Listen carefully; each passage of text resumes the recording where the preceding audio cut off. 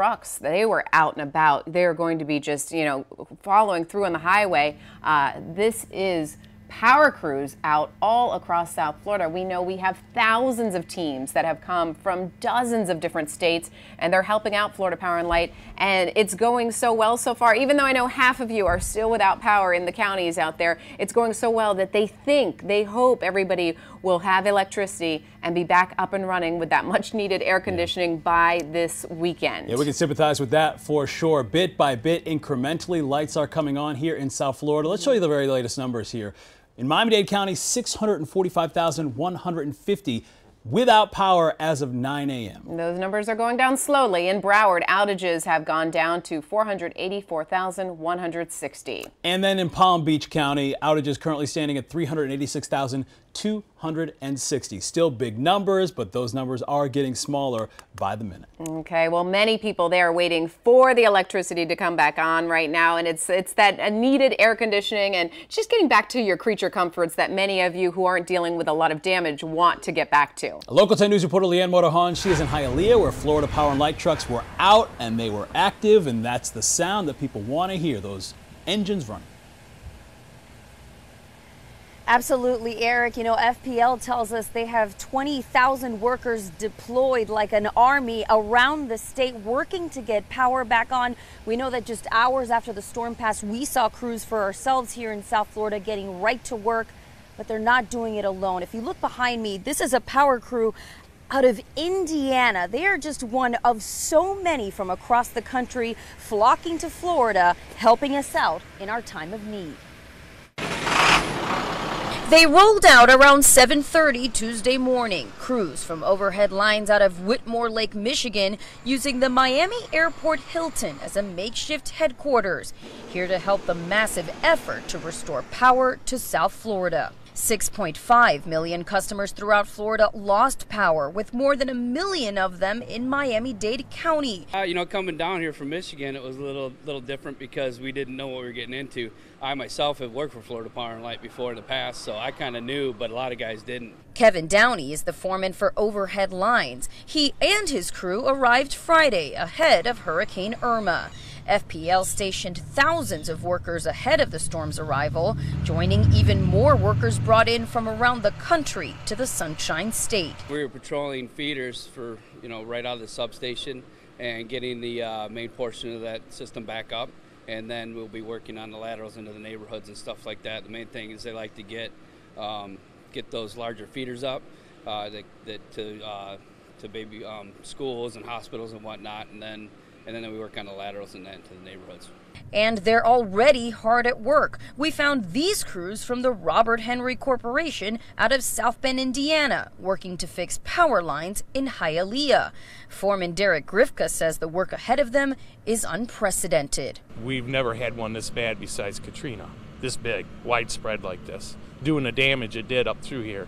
Anxious neighbors waiting days to get their AC back watched from the porches of their steamy homes.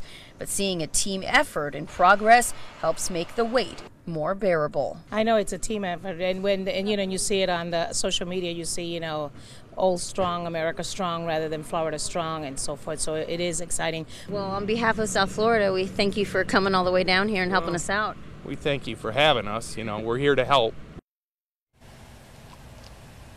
And just in the last hour, FPL did provide a timetable for when power would be restored. They are saying that the end of the weekend is when they anticipate the entire east coast of Florida, at least Miami-Dade and Broward counties, to have their power back. They anticipate that for the west coast of Florida, power could be restored by September 22nd. Reporting live in Hialeah, Leanne Morejon, Local 10 News. And Leanne, you have Lori and Calvin here now to take you through the afternoon. Leanne, we're wondering, FP&L has not been able to provide a city by city or areas within counties breakdown yet, correct? No, I did reach out to FPL earlier today, and a spokesperson said that at this time they couldn't provide sort of an idea of what cities were impacted the most. We know that there's some areas that never lost power, there are others that regained power very quickly, and there are others that are still suffering in this heat. And Lori, they can't work fast enough because there are people here in this neighborhood where this power crew from Indiana was working. There are a lot of elderly people in this neighborhood. Right now it is so hot. It is just afternoon. It's 1 o'clock. You know how hot it is in this South Florida sun. People are sweltering and frankly they're suffering, but they are heartened to see that people are actively working to get them back to normal and to get that power restored. And Leanne, for some people, they think that there's some sort of rhyme or reason behind the fact that some folks have it and other folks have it. In fact, some are emailing me and saying, well, I live in a low-income area, so I don't have power. But why is it that 3 blocks over in a high-income area, they have it? So there really is no rhyme or reason. It's they are just trying to get to areas as fast as they can. Is that correct? Well, I will say that the income disparity of one neighborhood over the other does not have an effect. We know that Coral Gables, known to be an affluent area, an affluent part of South Florida, there are parts there that still don't have power, and there are other parts that maybe aren't as known to be so affluent, and those do have power already. So I think it just depends on what kind of damage was suffered, if the problem was able to be figured out by some sort of reconfiguration using their computers or on the power grid. If it's something that's a physical break, such as a power line snapping or a pole breaking, that's a whole different type of story and something that the workers have to actually physically come out and do repairs for. We also know that they're working on places such as hospitals, schools, working on those.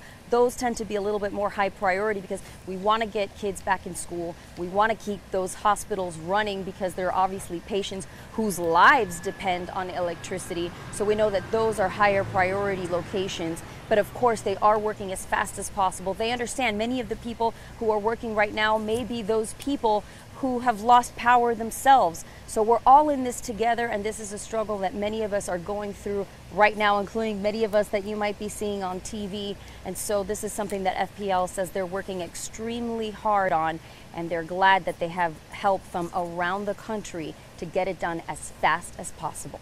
We were so inspired by the fact that there weren't a lot of poles down and actual infrastructure damage. So I think when people heard that, they just expect that the power is going to be back in a day or two. And when it doesn't happen, you can understand that people get very frustrated, Leanne. Oh, absolutely. And especially, like I said, the temperature is not getting any cooler. It is so hot. I'm standing right here just talking to you and it's hot. So we've spoken to the people who have been inside their homes. And again, many elderly folks who maybe it's not so easy for them to get up and walk outside and maybe catch some fresh air. So there are definitely people who are frustrated right now, and it's totally understandable. But FPL is giving that official timetable. They're saying that hopefully by the end of this weekend, so by the end of Sunday, they do expect to get the East Coast back up and running as far as power. They do say that the West Coast was more extensively damaged as far as power and the infrastructure there, as far as the electricity, so that will take a little bit longer. They anticipate the 22nd. So if we can just hold out a few more days, it seems we will be getting back to normal pretty soon. All right, we're all trying to have patience. We're trying.